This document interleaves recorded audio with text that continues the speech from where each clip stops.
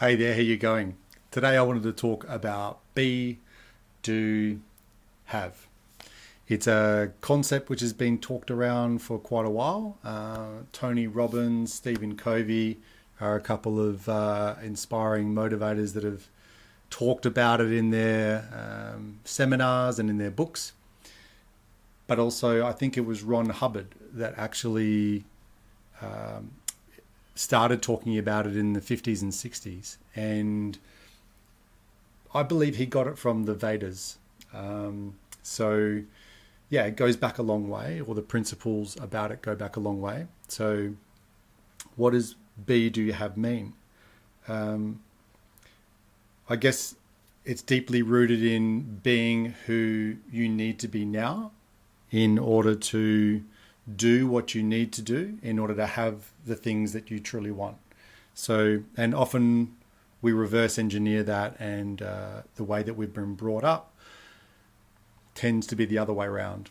So I was looking at something the other day that talked into this little way of living, and they had it in terms of three different ways. So I just wanted to talk into that, how it's been expressed, and then, what your beliefs are around which way it should be and why. For me, I'm deeply rooted in the be, do, have model. It's been a challenge to do that, and it's always a constant reminder to do that. And I'll talk into my own experience about that just after this, but I'll talk into the model first. So, three different types of concepts of the way of looking at life and getting what you want out of it. So the first one is have, do, and be. And this one tends to be associated with people who are reactive or have a little bit of, what was described as more of a victim type mentality around life, which basically means that when I get enough time, or when I have enough time, then I'll do what's required, and then I'll be successful and happy. So it's very reactive to whatever is going on around them. And I would say that is a model which, is not one which is really affirming a lot of success. It's really pushing it away, in fact. The second one is do, have, be. And I say that this would probably be the way that we've been brought up, in schools and through life and careers, and because it talks very much into hard work ethic or being a worker. And pretty much that looks like this, is that, the more that I do, the more that I'll have, and the happier I'll be. So if I do a lot of work, then the more I'm going to have, and then I'll be happy because of that. So that sentiment talks around working hard. And I would dare say that that's, been, really hit into us from early childhood about, that way of being is the way to be.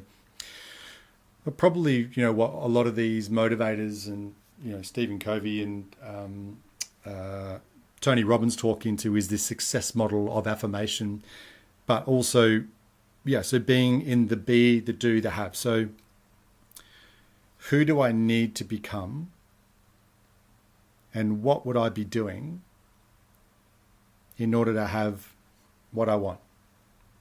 So becoming the person So I really believe in this model, even though I've been challenged with it many times in my life, and I find myself, the time that I'm in auto drive and kind of like on the coal face of business, and, really confronted with, life and challenged and many things going on in many fronts, I find that I click back to the worker model a lot.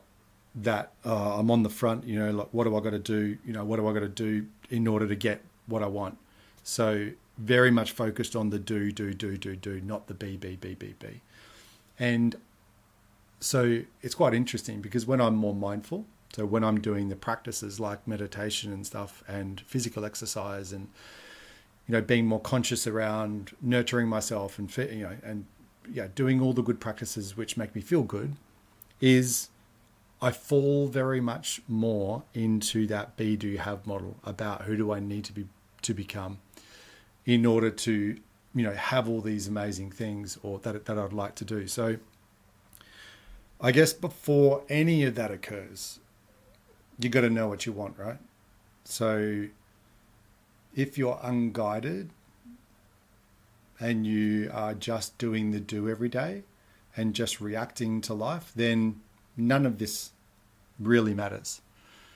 But if you desire something, if you truly want it to be something different, then you've got to have a clear picture about what that is that you're looking to achieve. So I think it all starts there. What's your why? What's your what do you want to do? What does it look like? Why do you want it to be like that?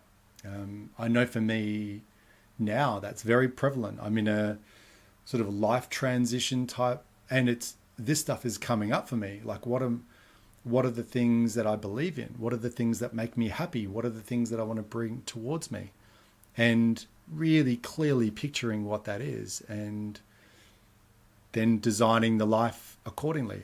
It's interesting. I think if I give an example of my charity and the way that I've gone about the charity, because I think the way that I've gone around my charity, because I've had to fit it in everywhere around my main work, obviously, because you've got to make money in order to survive.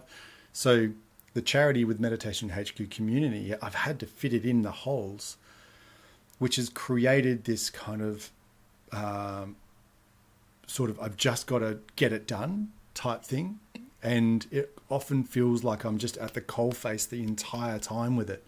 So I'm in it. It means that I can't see the future. I'm always consistently talking into the future, but I'm here a lot of the time. I'm on doing the do, trying to keep up, trying to cope with that. And I've been doing the charity now for 5 years, and I'm unbelievably proud of where it's come from, because it's come from nothing to 17 locations and now major events, and raising hundreds of thousands of dollars, and all these accolades about being in Parliament, being acknowledged in Parliament,